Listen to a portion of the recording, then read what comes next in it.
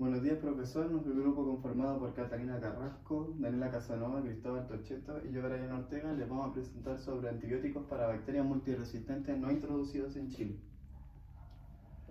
Primero, para contextualizar, tenemos que saber qué es la multiresistencia, pero a su vez tenemos que saber qué es la resistencia. Y la resistencia es un mecanismo en el cual las bacterias mutan de forma azarosa provocando que los antibióticos que nosotros utilizamos para controlarlas sean ineficaces.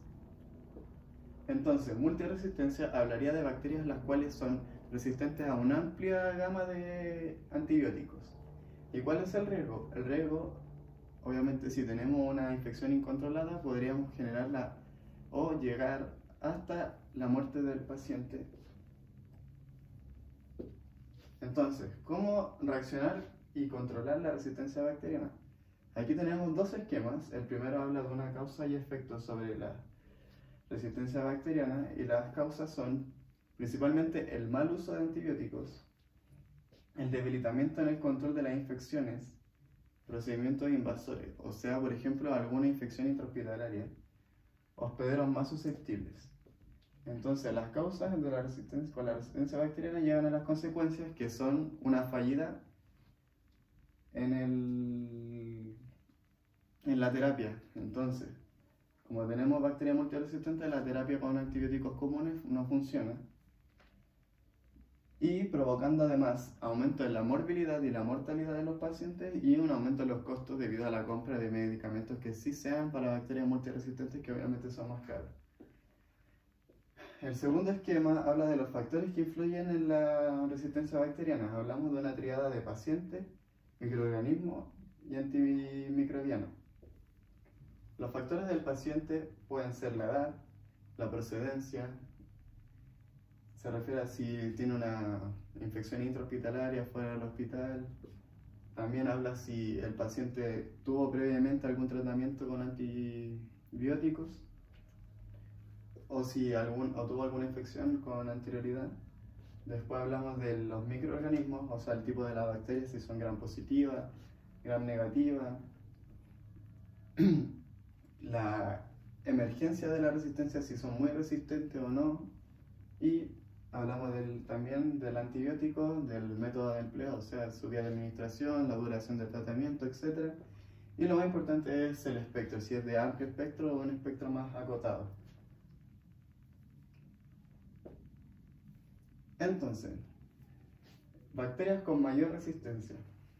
Estas tablitas se hicieron mediante estudios y muchos factores, como por ejemplo la mortalidad, la duración del tratamiento, si es que se están haciendo o no estudios para generar nuevos antibióticos, etc. Entonces tenemos de menor a mayor la resistencia media, elevada y crítica.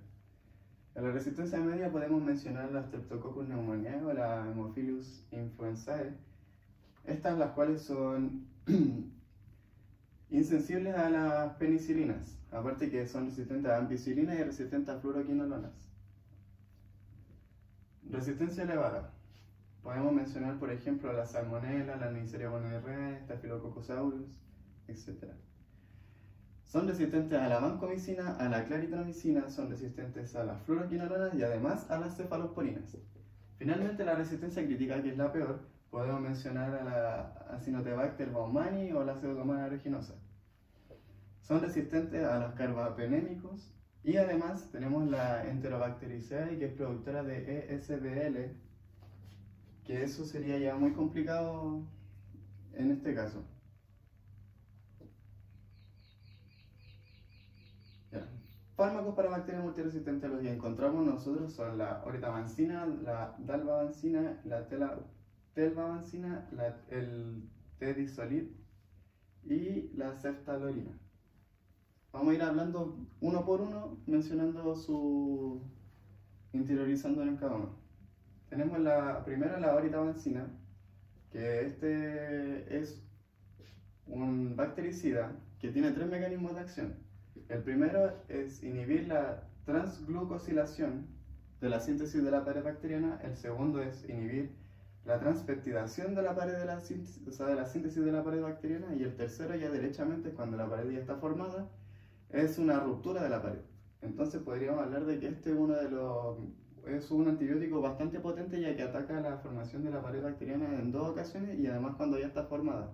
Entonces se ve que que puede servir para bacterias multiresistentes. Su espectro generalmente es para bacterias gram positivas, incluyendo la Staphylococcus aureus meticilina resistente. Y hablando de alguna RAM, la que se repite más en los pacientes son las náuseas. Y obviamente podemos mencionar las que son, como por ejemplo, el dolor de estómago, las diarreas, los vómitos, que son las más clásicas, que se repiten en todos los antibióticos.